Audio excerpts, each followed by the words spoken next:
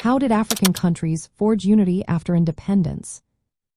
Imagine waking up in a new nation, full of hope but also facing many hurdles.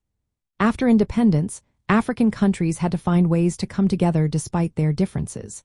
The challenge was huge because colonial borders often cut across ethnic groups, making unity difficult. Leaders knew that building a united continent was essential for peace and progress. They looked for ideas that could help them work as one, even with their diverse backgrounds. One of the earliest ideas was Pan-Africanism. This movement encouraged countries to stand together and support each other. Leaders believed that solidarity could help Africa overcome the legacy of colonial rule. They formed regional groups like the Union of African States in 1958. This union linked Ghana, Guinea, and Mali to share ideas, trade, and security. But it was a loose alliance and didn't last long because each country had different goals. A more organized effort came with the creation of the Organization of African Unity in 1963. Leaders from 31 countries gathered in Addis Ababa, Ethiopia, to set up this organization. Its main goal was to promote cooperation while respecting each country's independence. The organization agreed to keep colonial borders intact and avoid interfering in each other's internal affairs.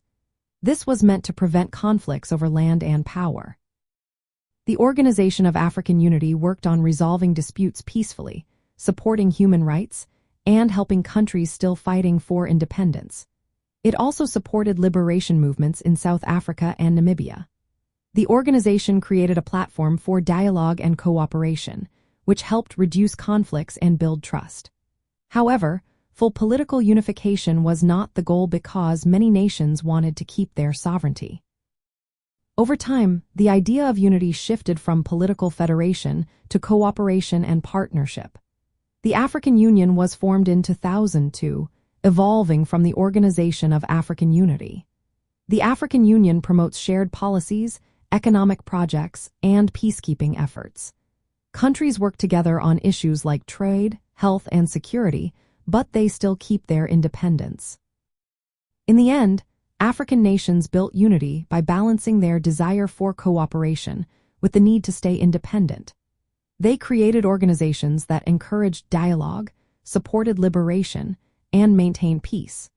This approach helped lay the foundation for ongoing efforts to connect and develop the continent as a whole.